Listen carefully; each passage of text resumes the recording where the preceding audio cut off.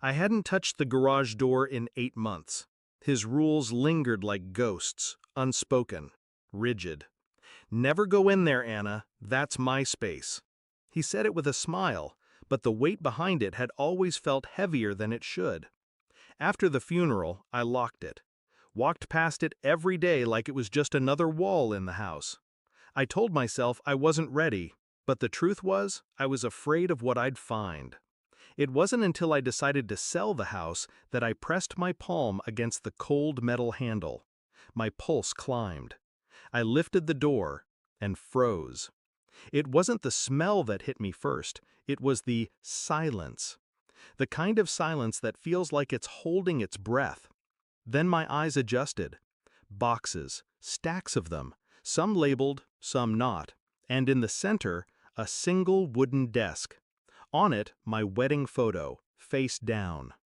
When I first met Mark, he was magnetic. Sharp suit, sharper smile. He made me laugh the way people do when they already know the punchline. He told me he loved how I saw through people. I told him I loved how he never made me doubt. We built our life brick by brick. Mortgage, trips, late-night takeout. Or so I thought. It started small. A locked phone, a new cologne he never wore for me, calls he took in the garage. I told myself I was paranoid. Then one night, he came in late, shirt untucked, smelling faintly of perfume that wasn't mine. He kissed my forehead, and in that moment, I knew. I didn't confront him, not yet. I learned patience the way surgeons learn precision, slowly, painfully, with steady hands. I waited. I memorized his schedule, the nights he stayed late at work, the weekends he visited his brother. I started keeping a record, a neat little file on my laptop labeled taxes. Inside it, screenshots, bank statements, receipts from hotel bars. The more I found, the less my heart broke. It hardened. 2 months before he died, I went to a lawyer, quietly. We drew up a plan, a divorce on my terms. Not out of spite, but strategy. I'd walk away with the house, the savings, and just enough leverage to make him choke. Then fate intervened. A heart attack, they said. In his car outside a client's office. 42 years old. No warning. People whispered condolences. I whispered nothing. Back in the garage, my hands shook. Not from grief, but from something darker. I opened the first box. Letters. Hundreds of them. All from her. Not one woman, several. Different handwriting, different perfume clinging to the paper. Some dated years before we were even married. The next box held receipts, gifts, jewelry, hotel stays. My name never appeared on any of them.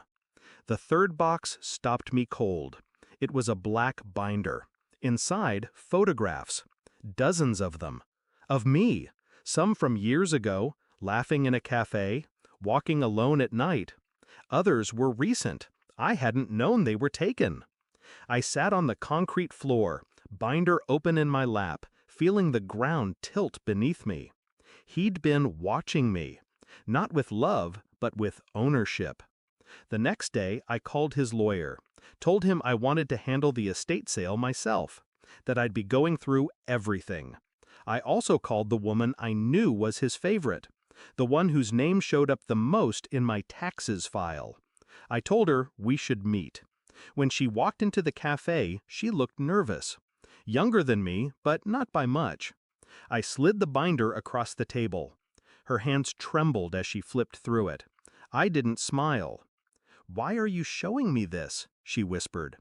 "Because," I said, "he lied to you too, and now you're going to help me."